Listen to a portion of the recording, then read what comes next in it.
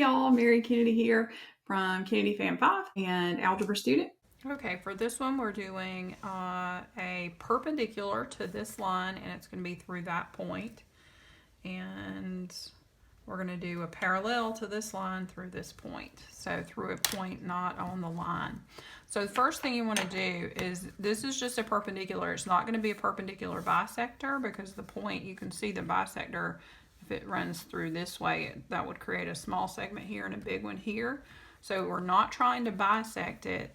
We are just going to create a perpendicular. So the first thing you do is actually make the line longer, because it's not going to be long enough as is. And so you can extend it out. That's perfectly fine, and it doesn't even matter where it originally stopped. What you do is you put your compass on the point that you're given, and you just want to set it so that it is past the line that you need to create the perpendicular to. So just past the line, doesn't have to be very far, and you just want to make arcs on two sides. So one on this side and then one over here. Just enough that you can see where that intersection is with the line. Put points there. And then don't change your compass, but pick it up and put it on those new intersections. And make an arc below, big enough that it's going to intersect with the other one. So you go to the other side, make another big arc.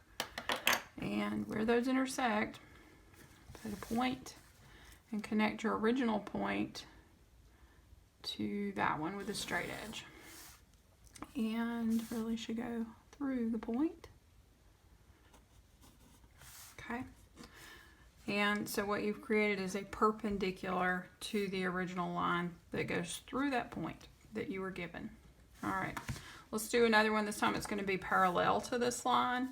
And so the way that we're going to do that is actually to create an angle using the line and the point, and then we'll essentially copy the angle.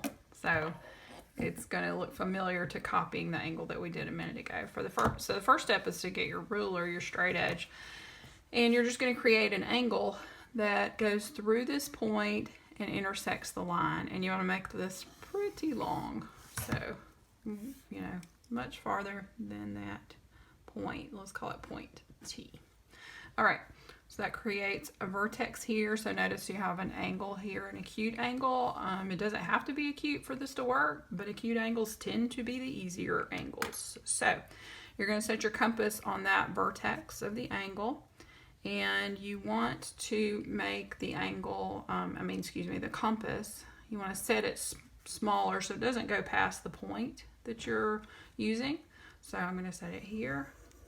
And just make an arc that goes across both sides of the angle, and then go up to point T with the compass, and then make a really big arc.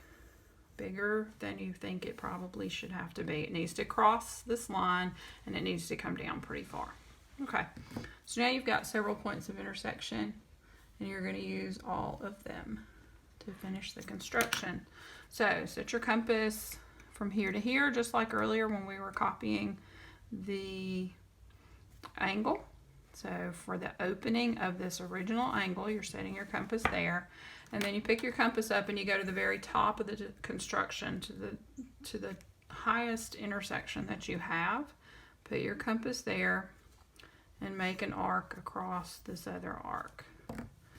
And then you're ready to draw your parallel line.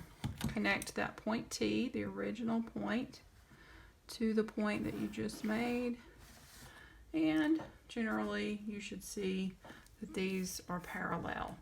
This is one of the more difficult ones for me and for my students to do to look correct. But when you're done, you'll see 3 arcs, 1, 2, and 3. I think that's it. I hope this helps. Let me know in the comments. I would love to hear from you. Just, like, what did I leave out? What did you have questions about? All right, thanks. Bye.